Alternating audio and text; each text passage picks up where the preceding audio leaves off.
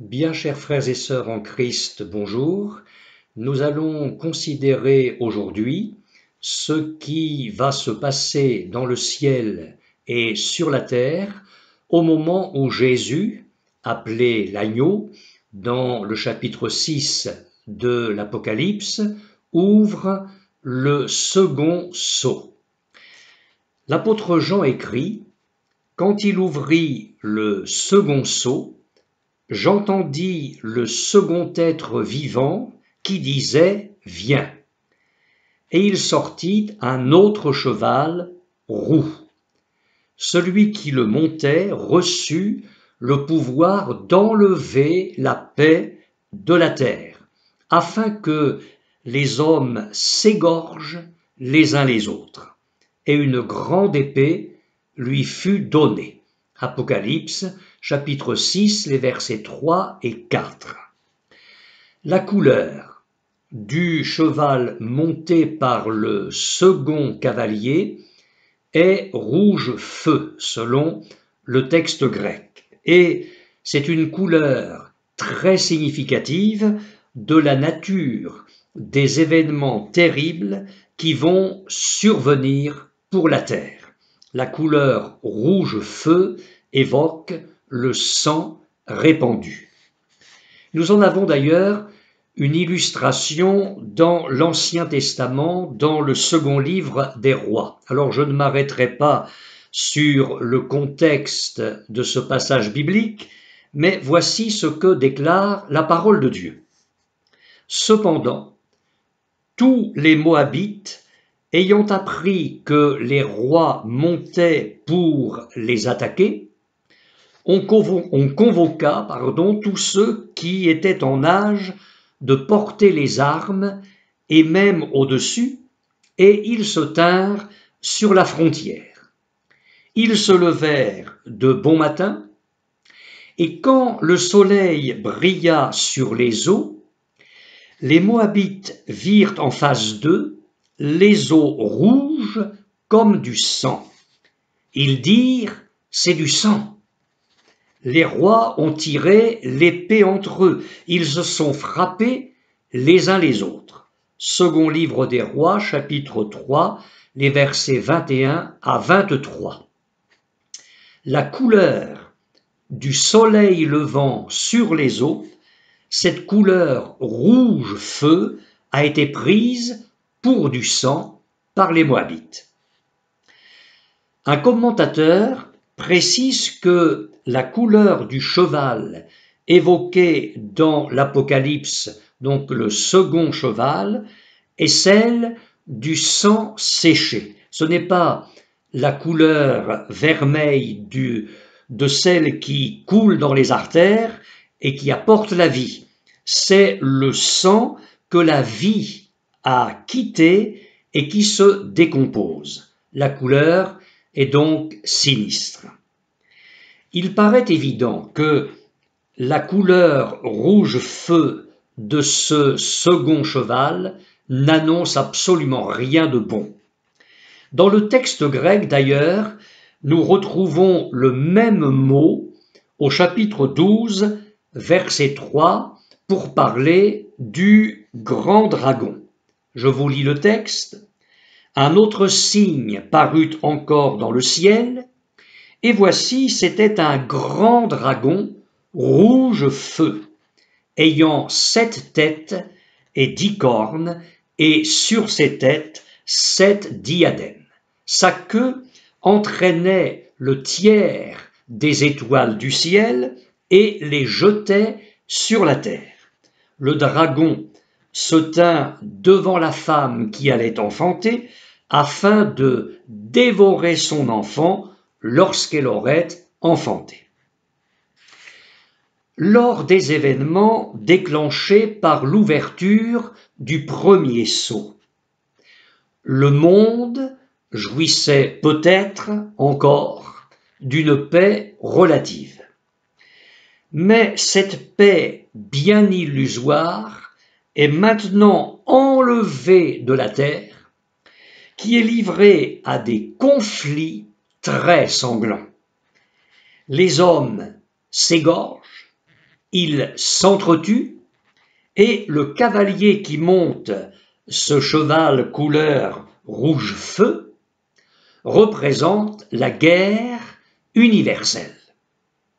Il est écrit « Il enlève la paix de la terre », non pas de certains pays seulement ou d'un endroit de notre planète, mais il enlève la paix de la terre. Lorsque le deuxième sceau sera ouvert, plus rien n'empêchera les rivalités meurtrières de s'exercer soit au niveau individuel, soit au niveau collectif. L'instinct qui porte l'être humain à exercer la dictature et à faire la guerre le poussera peut-être et même certainement à régler les problèmes démographiques de certaines nations par la force. Le Saint-Esprit annonce que, et je cite, « Dans les derniers jours, les hommes seront cruels ». Seconde épître à Timothée, chapitre 3, les versets 1 à 3. Et par ailleurs, l'apôtre Paul écrit « Il n'y a point de juste, pas même un seul. Nul n'est intelligent, nul ne cherche Dieu, tous sont égarés, tous sont pervertis, il n'en est aucun qui fasse le bien, pas même un seul. » Et il ajoute « Ils ne connaissent pas le chemin de la paix ». Épître aux Romains, chapitre 3, les versets 10 à 12 et le verset 17. Et cet instinct belliqueux et si naturel à l'homme que David déjà disait en parlant des méchants, « Je suis pour la paix, mais dès que je parle, ils sont pour la guerre. » Eh bien, cet instinct est vraiment naturel à l'être humain. Mes amis, le temps va venir où Dieu permettra une guerre universelle, peut-être même nucléaire. Les années passées ont montré que l'homme est capable d'utiliser de telles armes. D'ailleurs, Jérémie déclarait de la part de l'Éternel « J'appellerai le glaive sur tous les habitants de la terre, dit l'Éternel des armées, et toi tu leur prophétiseras toutes ces choses, et tu leur diras, l'Éternel rugira d'en haut, de sa demeure sainte il fera retentir sa voix, il poussera des cris comme ceux qui foulent au pressoir contre tous les habitants de la terre. Le bruit parvient jusqu'à l'extrémité de la terre, car l'Éternel est en dispute avec les nations. Il entre en jugement contre toute chair, il livre les méchants au glaive, dit l'Éternel. Jérémie chapitre 25, les versets 29 à 31. L'Éternel, annonçant ses jugements contre Gog, déclare par la bouche du prophète Ézéchiel, je cite, « J'appellerai l'épée contre lui sur toutes mes montagnes, dit le Seigneur l'Éternel. L'épée de chacun se tournera contre son frère, j'exercerai mes jugements contre lui par le sang. » Ézéchiel, chapitre 38, verset 21. Daniel, quant à lui, a prophétisé « Au temps de la fin, le roi du Midi se heurtera contre lui, et le roi du Septentrion fondra sur lui comme une tempête, avec des chars et des cavaliers, et avec de nombreux navires. Il s'avancera dans les terres, se répandra comme un torrent et débordera. » Daniel chapitre 11, verset 40. Ce n'est pas le moment, bien évidemment, de parler en détail de ces choses, mais je vous cite ces versets pour illustrer les événements effroyables qui vont frapper la terre à l'ouverture du second sceau. Et à ce moment-là, les horribles carnages évoqués en maints passages prophétiques de la parole de Dieu deviendront réalité, en particulier, bien évidemment, la grande prophétie du Seigneur Jésus: vous entendrez parler de guerre et de bruit de guerre, gardez-vous d'être troublés, car il faut que ces choses arrivent, mais ce ne sera pas encore la fin. Une nation s'élèvera contre une nation et un royaume contre un royaume. Tout cela ne sera que le commencement des douleurs. Matthieu chapitre 24, les versets 6 à 8. Et aussi, quand vous entendrez parler de guerre et de soulèvement, ne soyez pas effrayés, car il faut que ces choses arrivent premièrement, mais ce ne sera pas encore la fin. Évangile de Luc, chapitre 21, verset 9. Certes, nous le comprenons, ces paroles s'adressaient aux disciples, et il est vrai que, au cours des siècles, les croyants ont appliqué aux conflits et aux événements de leurs époques ces quelques versets ou ces quelques paroles que je viens de citer. Mais comment ne pas constater aujourd'hui le fait que les guerres et les bruits de guerre bouleversent plus que jamais l'humanité? 2 guerres dites mondiales ont décimé les peuples du XXe siècle et nous le savons malheureusement, il y a eu des millions de morts. Les combats ont cependant épargné des continents entiers et la majeure partie des populations du globe n'a subi qu'indirectement les conséquences de ces guerres. Mais la Bible annonce pour les temps de la fin des conflits englobant toute la terre qui sera prise, cette terre, dans un enchaînement inéluctable de guerres froides et de guerres meurtrières. Et dans ce temps-là, toute paix sera bannie.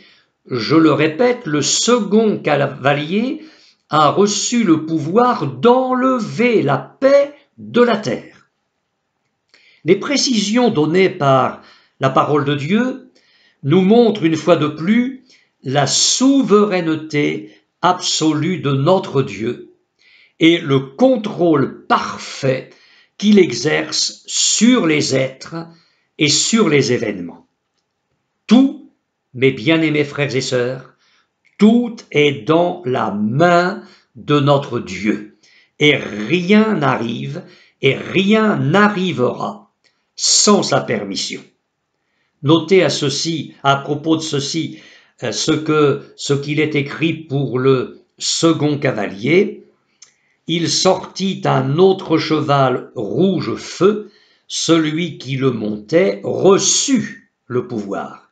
Il reçut le pouvoir d'enlever la paix de la terre.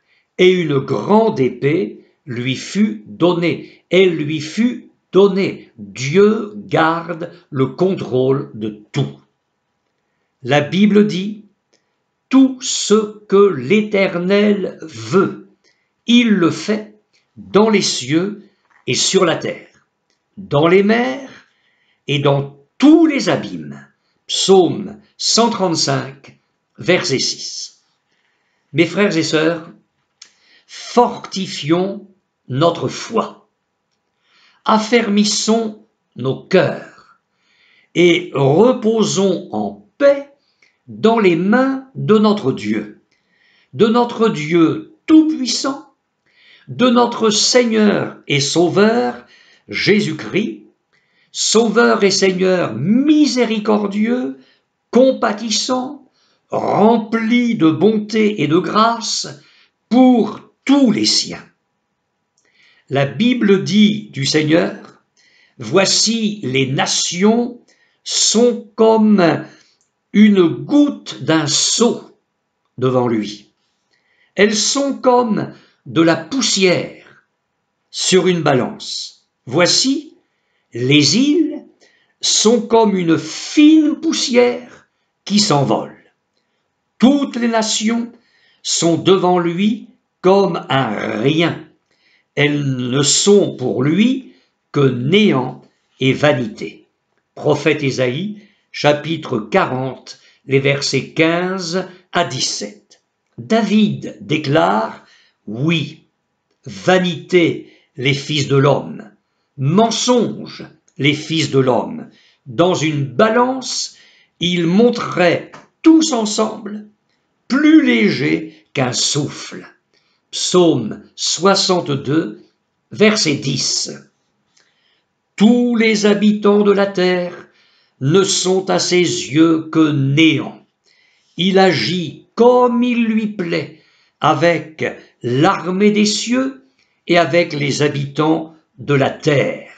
Et il n'y a personne qui résiste à sa main et qui lui dise « Que fais-tu » Daniel chapitre 4, verset 35. Vous savez, les grands de ce monde pensent tenir le pouvoir entre leurs mains. Par leurs discours, ils subjuguent, ils séduisent, ils trompent les peuples, ils promettent, puis ils maîtrisent, ils asservissent les nations. Mais Dieu est sur son trône et je le répète, il garde le contrôle de tout. Écoutez plutôt. Qui l'a chargé de gouverner la terre? Qui a confié l'univers à ses soins? S'il ne pensait qu'à lui-même, s'il retirait à lui son esprit et son souffle, toute chair périrait soudain et l'homme rentrerait dans la poussière. Qui proclame la méchanceté des rois et l'iniquité des princes? Qui n'a point égard à l'apparence des grands et ne distingue pas le riche du pauvre, parce que tous sont l'ouvrage de ses mains? En un instant, ils perdent la vie. Écoutez bien. Au milieu de la nuit, un peuple chancelle et périt. Le puissant disparaît sans la main d'aucun homme, car Dieu voit la conduite de tous, il a les regards sur les pas de chacun, il n'y a ni ténèbres, ni ombre de la mort, où puissent se cacher ceux qui commettent l'iniquité. Dieu n'a pas besoin d'observer longtemps pour qu'un homme entre en jugement avec lui. Il brise les grands sans information et il en met d'autres à leur place, car il connaît leurs œuvres. Il les renverse de nuit et ils sont écrasés. Il les frappe comme des impies à la face de tous les regards. Il traite à l'égal soit une nation, soit un homme, afin que l'impie ne domine plus. Job, chapitre 34, les versets 13 à 30. Ésaïe parle de l'Éternel comme de celui qui réduit les princes au néant et qui fait des juges de la terre une vanité. ils ne sont pas même plantés, pas même semés, leur tronc n'a pas même de racines en terre, il souffle sur eux, et ils se dessèchent, et un tourbillon les emporte comme du chaume. Ésaïe chapitre 40, les versets 23 et 24. Ayons donc, bien-aimés frères et sœurs, une pleine confiance en notre Dieu Tout-Puissant. J'aimerais considérer maintenant un point important concernant le peuple de Dieu. Jésus a dit à Pilate, « Mon royaume n'est pas de ce monde. Si mon royaume était de ce monde, mes serviteurs auraient combattu pour moi, mais maintenant, mon royaume n'est point d'ici-bas. » Jean chapitre 18, verset 36. Qu'en est-il de ses disciples? Eh bien, la terre n'est pas leur patrie.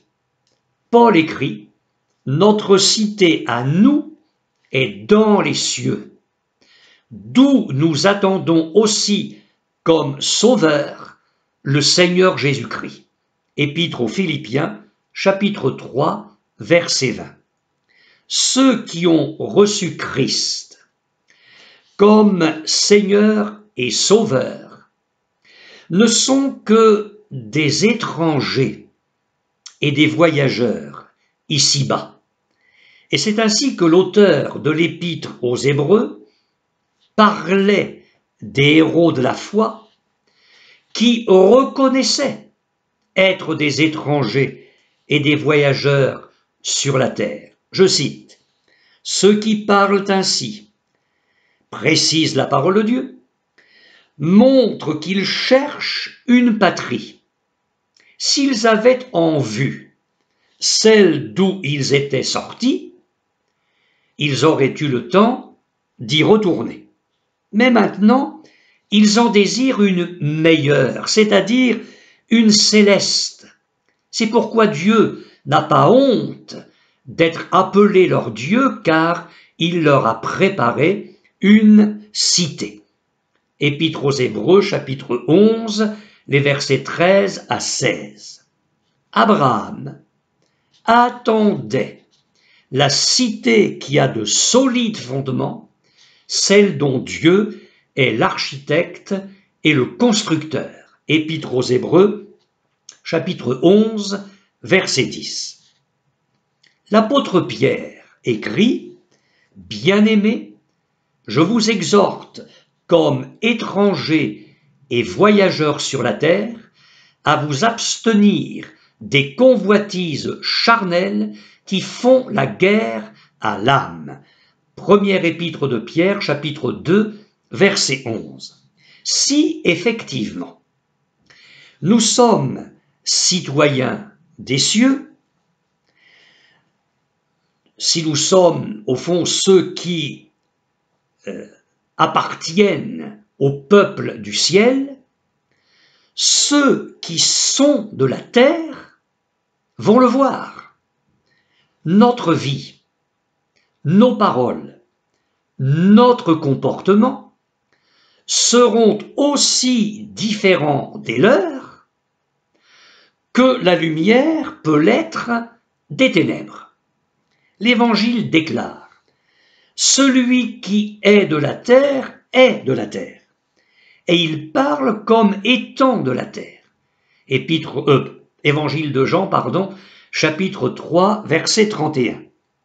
Et tout l'enseignement apostolique m'autorise à ajouter, « Et celui qui est de la terre pense et agit comme étant de la terre. » Si bientôt la terre va être déchirée, comme l'annonce la parole de Dieu, par une guerre effroyable, les hommes s'entretuant, s'égorgeant les uns les autres, ainsi que le dit le chapitre 6 de l'Apocalypse, quelle doit être la vie de ceux qui constituent l'Église de Jésus-Christ, la femme de l'agneau, l'épouse, la ville sainte, la nouvelle Jérusalem, préparée comme une épouse qui s'est parée pour son époux.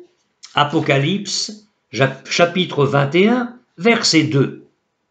Eh bien, ceux-là doivent refléter le caractère, la nature du ciel. Les hommes vont se faire la guerre et s'entretuer. Les chrétiens doivent vivre en paix et s'aimer. Il n'est pas nécessaire, mes amis, qu'un sceau nouveau soit rompu des mains du Fils de Dieu pour cela. Le sacrifice de notre bien-aimé Sauveur Jésus-Christ à la croix a été pleinement suffisant. Et l'action du Saint-Esprit en nous devrait amener ses vertus à l'excellence dans nos vies. Pour ce qui est de la paix, les multiples exhortations de l'Écriture sont claires à ce sujet. Paul écrivait aux Romains « Ayez les mêmes sentiments les uns envers les autres ». Chapitre 12, verset 16. Aux Corinthiens, « Je vous exhorte, frères, par le nom de notre Seigneur Jésus-Christ, à tenir tous un même langage et à ne point avoir de division parmi vous, mais à être parfaitement unis dans un même esprit et dans un même sentiment.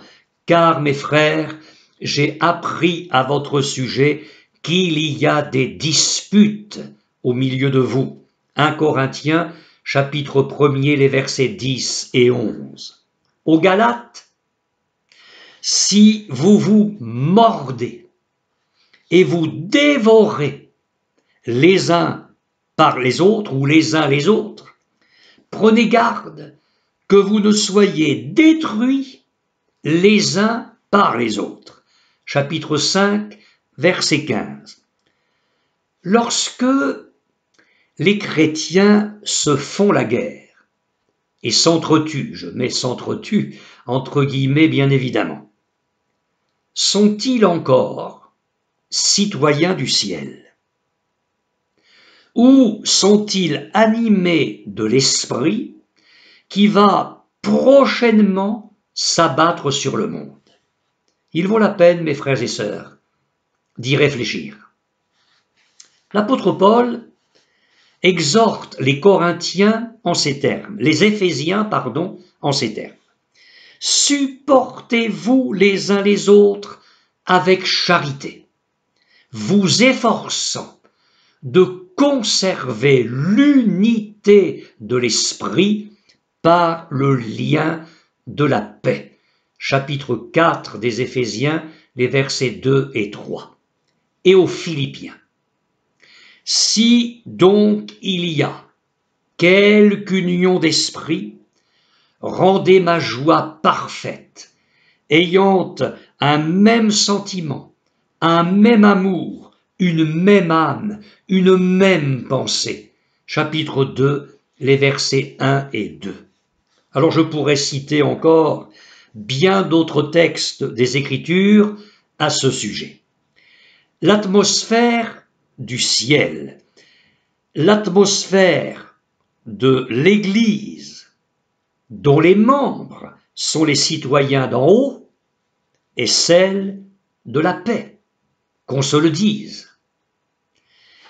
Qu'en est-il de l'amour?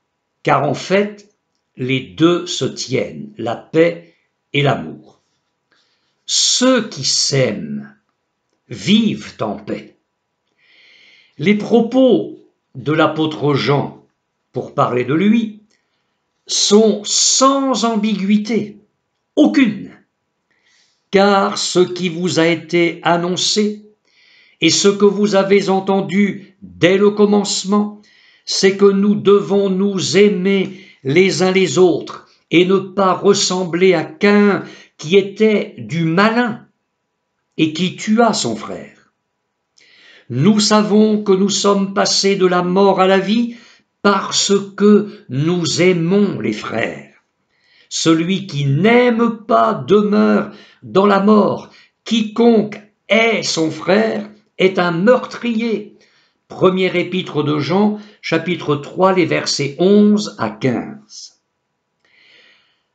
La guerre et la haine meurtrière poussée à l'extrême et se généralisant à l'échelle planétaire appartiennent à l'esprit satanique qui va déferler sur le monde entier. La paix et l'amour caractériseront la véritable Église de Jésus-Christ.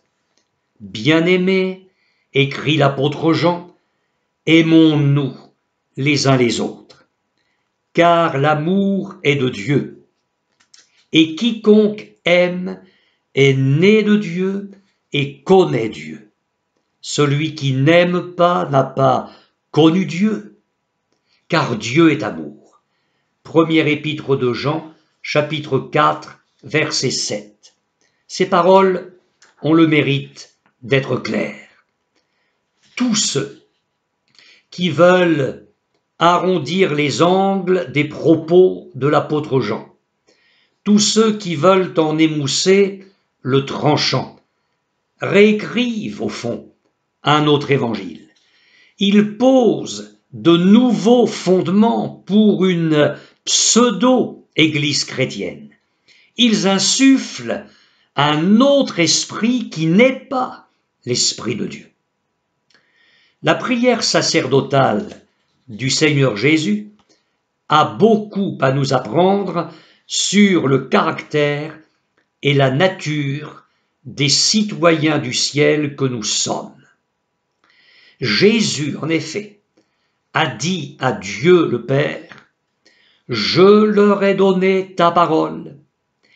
Ils ne sont pas du monde, comme moi, je ne suis pas du monde. » Et il le dit une seconde fois, « Ils ne sont pas du monde, comme moi, je ne suis pas du monde. » Que tous soient un, comme toi, Père.